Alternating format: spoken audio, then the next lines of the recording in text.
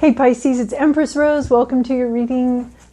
These are general readings. We take what works, we leave what doesn't. I'm starting off with the Monster Oracle deck of Moonology and Work Your Light Oracle cards for just kind of a vibe-ish, overall-ish thing here. And then we're going to move to a more traditional tarot spread with the Santa Muerte Book of the Dead tarot deck. And then if we have time, we'll see. We'll see.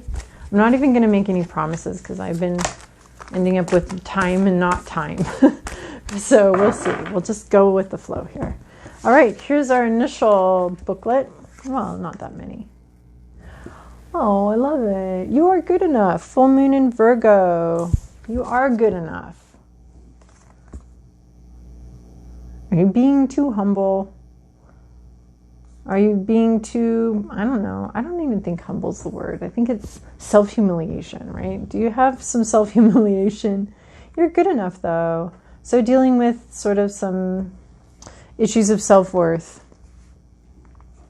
Not only are you good enough, I like you are enough. You are enough. You don't need to push yourself to be something you're not or to be more than you are, you know? I mean, we're all, I don't want to put, we're not pushing ourselves. We're nudging ourselves towards improvement, but you are good enough now as is, as you are, right? Keepers of the earth, you're not alone. Ancestors stand beside you. I like that.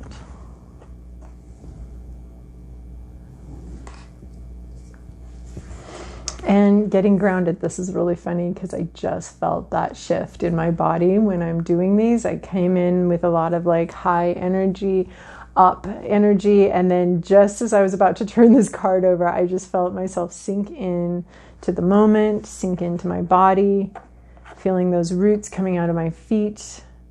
Get grounded. Empaths, highly sensitives, connect with nature. Time alone, rooting, earthing.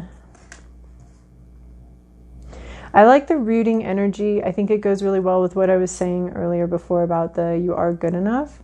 Because I feel like that rooting meditation, when the roots come from our bodies, and rooting is a very consensual activity. It's a very gentle thing that respects everything around it. Like the roots go in and yeah, they're going to crack a sidewalk. But first they're going to like go around it. They're not going to go through it. They go around. Any difficulties, any hard spots, any knots or rocks in your psyche that just don't want to be touched, don't want to be opened up, don't open up. Don't force it. You just go around. Okay, that doesn't want to open. We'll move around it. Eventually that root may become strong enough, that grounding may become strong enough, that sense of security may become strong enough that it cracks that. But it's a very natural, slow process. The rooting meditation and that whole idea doesn't force anything. And I think I was talking about personal growth and stuff with that. You are good enough. We're not forcing personal growth. We're not making a battleground of our psyches and saying, you should be better. I want you to be different. You should be under my territory and not under their territory. Or you should be, we're not making war and shooting on ourselves, right? That's what I'm getting from these three cards here is we're not shooting on ourselves. We're accepting ourselves for who we are. We're growing very gently, very kindly, very, with peace with ourselves first. You know, we are good enough as is. Any growth you go from here is a choice, is a beautiful unfolding. But we're not, we blossom. We don't. It reminds me of like those fuchsia flowers that hang down. My grandma had that, and I just love to go through and pop all of them. And I was told that was ruining the flowers by popping them all open like that. Okay, fair enough. I did not know that.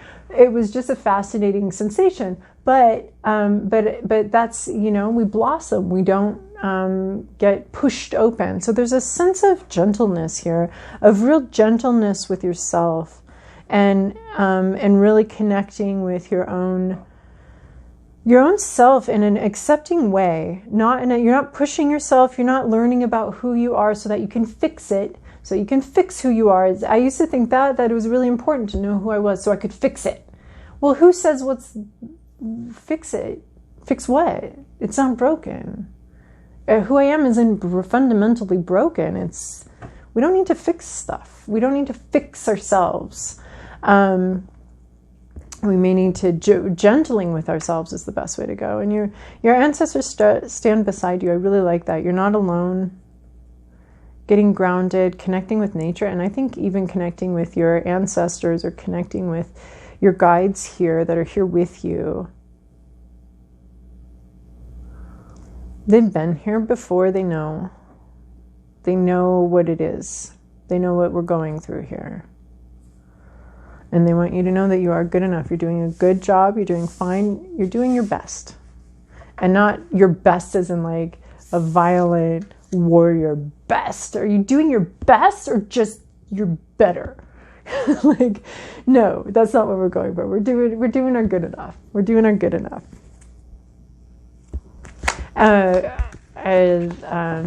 There's a theory about the good enough mother, the good enough, and I think it's a good enough human, good enough whatever. You want the mom that's good enough. You do not want the mom that's perfect, because one, the perfect mom doesn't exist. You definitely don't want the mom that thinks they're perfect, and you definitely don't want the mom that believes that they should be perfect and is stressed out about that. You want the good enough mom and the mom that's relaxed enough to be the good enough mom and be like, okay. And so I feel like it's just the same with, that's just like a metaphor. You want the good enough human being. You don't want the perfect human being that thinks they're perfect and is really not.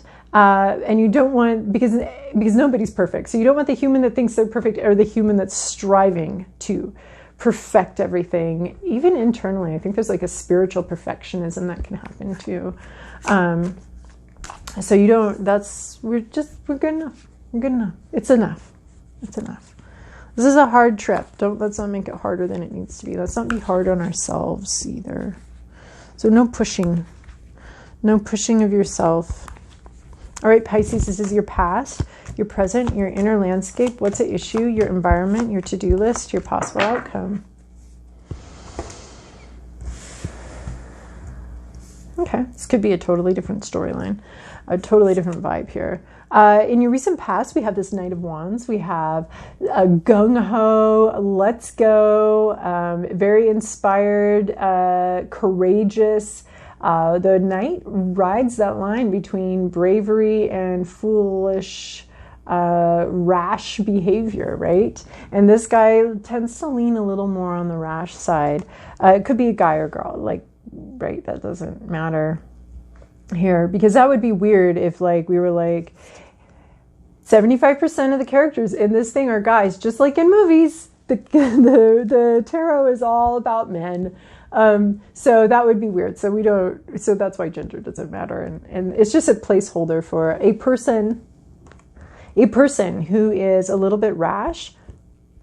Their heart's ready to go. Their mind's ready to go. They're literally rearing and ready to go. Movement, impulse and intuition here can be difficult to tell the difference with this Knight of Wands. He can't really tell which one is which. So there could be some impulsiveness, some rash behavior, some moving forward in this leaping forward, wanting to leap forward. And maybe some communication. So a little bit of rash communication, a little bit of wild communication going on. There's a very wild vibe here. I think Knight of Wands horse, which is his spirit, is is a little bit like untamed here. I think he just pulled him off the range, and this little horse is not very well tamed. So it's a bit of an unbridled heart here, which is fine, Got to start somewhere. So, and an unbridled heart, what fun is that? So there could be some fun may have been had here. And then in your current situation though, oh man, your Knight of Wands ran you right into a difficult spot. Between a rock and a hard place. There's no good solutions, no good situations, there's nothing. This is like one mob chased you into an alley only to see their opposing mob, and both of them want a piece of you. So this is difficult choices. Life's full of fabulous, difficult choices all of the time. It's well known for its difficult, impossible choices. And this is an impossible choice. You're sort of in a bind here. You're in a bind between a rock and a hard place. You're not getting out unscathed. And you just got to figure out how scathed do you want to do. Do you want to lose your life savings, or do you want to lose your integrity? Do you want to, pay for a lawyer, or just lose all that money straight away to the other person? Like you're screwed no matter what, no matter which direction you go here. So you can stop looking for the perfect option and start looking for the good enough option, right? We were just talking about that, good enough. We're looking for a good enough option where we get out alive. We're not looking for the perfect, elegant solution that's going to be written about in a case study and discussed for years to come about how perfect that was. There's some very anti-perfectionist vibe going on here right now. And this Five of Swords showing up here is like, yeah, it's not going to be perfect. It's going to be messy. It's going to be a shit show.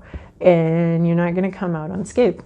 So accept that now. It makes the decision-making process a lot easier. In your inner landscape, your hopes, your fears, you got the Fool, a new beginning, something exciting. You really want something exciting to come along and distract you maybe. Distract you from sort of this graveyard of your life right now. You're ready to go. You'd like a new beginning. You'd like something new to come. Yeah. Risks. Sure. But you'd like to be inspired. You'd like something to grab your attention and take you out of here. I feel like you're looking for distraction. You do not like your reality right now, and you're looking for something fascinating to pull you out, to pull you forward. That could also be just really wanting a new beginning, because this thing sucks. So you might just be dreaming about when you no longer have to deal with this thing and everything's beautiful. The situation's been finally transformed into a butterfly, and it's so cute and beautiful, and it's going to resurrect you and take you out of this graveyard. Oh yeah, it's risky, but we know that, but we don't care. And so I think you're dreaming about, you're either really distracted, or you're dreaming about, being distracted. You wish you were distracted. You wish you had something new coming in here that was new and exciting and could pull you away from sort of the shit show going on right now. So what's the issue here is this Four of Wands. This is the breakup card, one of the two breakup cards, but it's also a lack of engagement. You could be not engaging very much with your environment, with the situation. It could be very difficult. So I want to say this could be lack of engagement. This is also not leveling up. Something was supposed to level up. Maybe you were expecting an engagement, a wedding. You were expecting to be able to bring something to market to show off all the work that you've done. And that is not happening here. I don't think that you have wares to bring. You've gardened your heart out and you don't have anything good to bring to the market because something came in and wiped it all out, right? Because she's our farmer's market girl. She's been growing stuff for a couple months here, and now she's bringing it out to market, making it public, bringing out to public availability what she's grown. This is also a wedding card.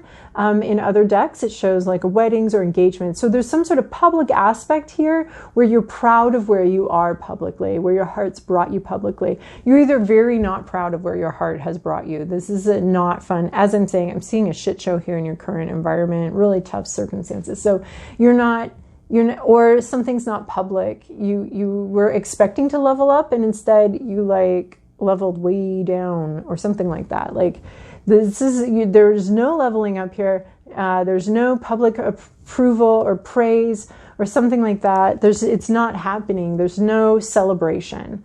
You were expecting a celebration, and instead there is zero celebration, and there's just like a really tough spot instead. Where your celebration was supposed to go, there's like, ugh.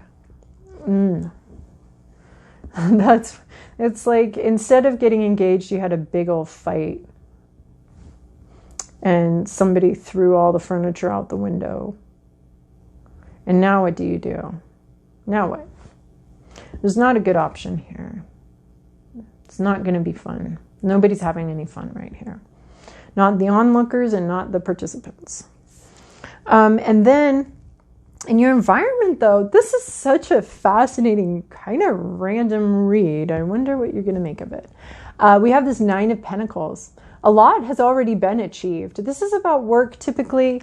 Typically this shows a female, but like we said, gender doesn't really matter here. Or anywhere, really. I don't get it. I don't get what the big deal is with that, with gender. Maybe you do. Maybe someone can explain it to me, but I really doubt it. Nine of Pentacles here. We've got moving up, excitement. I mean, you were supposed to move up here, and this Four of Wands, but it looks like you've already got quite a bit. You've already got quite a bit. This is like, you've raised the whole farm up here. You've raised the whole situation. You've brought a bunch of stuff to fruition, to reality, you've manifested a lot. And now there's something in your environment, though. Maybe it's not you manifesting. Maybe someone else in your environment seems to be manifesting a lot and looking to the next steps and looking and moving forward and moving through. And maybe this is making you feel not adequate. Like you're not good enough. Like you are alone. Like you're like disconnected and in your feels here and not feeling like you're good enough. It could be somebody around you being very successful and it's making you feel not very good about where you're at. That could be what's going on, but someone around you's accomplished quite a bit and is very accomplished, has and is keeping going. I mean, they've been very successful and they're moving, or something around you has experienced a lot of success. Oh, your farm didn't take off. This is a farm. This is a farmer. Someone's farm really took off here, and you're feeling fairly inadequate about it because yours didn't. You didn't. This is like the little farmer at the farmer's market. She didn't even come get anything to bring to the farmer's market. But somebody around you, not only did they've had a bumper crop. They've had everything coming in for them. They've had a bumper crop, and you could be feeling inadequate. This could be showing up as jealousy, which is just, feeling like it's just an acknowledgement that you wish that you were there, right? And it's not ever something to be afraid of. It's something to talk about. It's something to be open and honest about, because hidden jealousy is a real bitch. That can fuck things up, a lot of relationships up. But open envy, or just saying, I wish I was you, I wish that was me, feeling that way, that's really normal. That is really, really normal. And there's nothing wrong with you if you're feeling jealous of somebody else's success. That's fine. That's fine. It does help point you to the way of what you want. So you can use it as information. I'm feeling jealous. It must mean I want what they have. And if I haven't been pursuing that, but it looks like maybe you were pursuing that and it didn't work out. And someone around you has accomplished a lot, where you haven't. And this could be making you feel like you're not good enough. Seven of Cups is your to-do list, making some choices, making decisions. Choosing what's healthiest for you is the way this particular deck and this particular Seven of Cups comes out for me. Choosing what's healthiest for you, choosing what's best for you, what feels right for you, picking the option that has growth. There's growth there. There's something that grows there. Don't intentionally pick an empty cup here.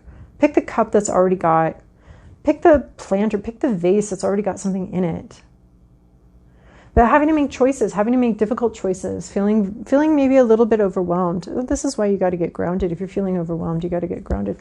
I mean, this is coming in right underneath here. So you could have a lot of possible difficult choices here, and you just got to pick the best one. Don't pick the emptiest one. Don't pick the worst ones. Pick the best one. There isn't a perfect one, but there's a good enough one. There's a good enough option here in your little alley of horrors. There's a good enough option, and that's the one you're supposed to be picking. That's the one that you select. So you're going to have to select an option, a route here. It's not going to be perfect. You may be seeing like, well, other people have perfect options. You have no idea what other people have been through to get where they're going. Like, this is my Widow Clicquot card, right? Why is she called the Widow Clicquot? I mean, in other decks, that's what this portrays.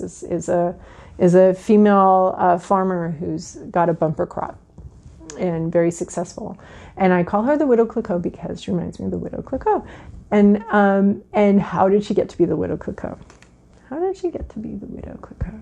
Widow isn't a name you give someone when they're born, right? So there could be things that you don't see. There's always things you don't see about other people's successes and other people. That doesn't mean their success isn't deserved or isn't, or is ill-gotten. It just means you might not know all the backstory of where they're at today. And that's always something to take into consideration when you're feeling jealous of somebody, because you kind of have to feel jealous of the whole thing, not just the pick and choose the parts, like, right? Like, would you want that path the whole path that person went down to get that? Do you want that whole path? And so then Seven of Cups, making a choice. Yeah, you're trapped. Yeah, you have this. You're between a rock and a hard place. There's no perfect option. You're not going to be able to pick a perfect option. You just got to pick a good enough option, and pick the one that's good enough. Don't go diving into the worst one. Like, if the mob's like, well, we're going to cut off your left hand or your right hand, you pick, and you're right-handed, do not say the right hand. Don't say, cut off my right hand, please. Say, cut off my left hand, because you're going to survive without your left hand. Without your right hand, it's a little doubtful. So there is an option here that's slightly better than the other ones, but it's not perfect. And then where you're going is this Four of Pentacles. You're looking for distraction. Why don't you find it in work? So this is being a little clingy, or this card has couple vibes to me here, especially with a general reading like this. We have a sort of fascinated play, work play, getting very fascinated by something. There's also getting very fascinated by money, or how you earn your money. Like, she's playing with the bank, just the bank. There's a whole little cute little doll village here, but she's playing just with the bank, just with the money, being very focused on money, but I also see this as being focused on work. It's a great trick when you're feeling wounded, when you're feeling like you want to avoid some of your emotions for just a little while. You are looking for some distraction from this for just a little while. We don't want to become workaholics. We don't want to have that be our only tool for dealing with difficult emotions, but a little distraction can go a long way. So distracting yourself from a difficult situation, maybe by throwing yourself into something else, into work, getting absorbed, playful absorption into something else. Like, once you take your pick, I feel like though, once you take your pick, you're going to have your work cut out for you, and you need to attack that work with gusto, and fascination, learning everything you can. Once you make your choice, really go all in with it. Really commit to that choice. Don't look back, and just get focused on the work ahead then.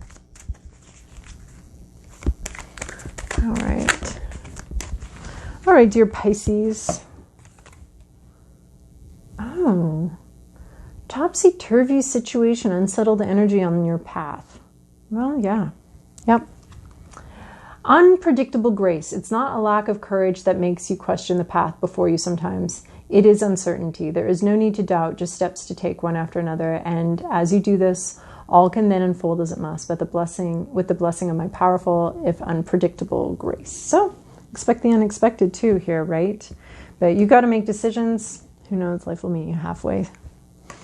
All right, dear Pisces, you are good enough. Let's not strive for perfection. And I hope you have a wonderful, wonderful week. Thank you so much for your likes, subscribes, and comments.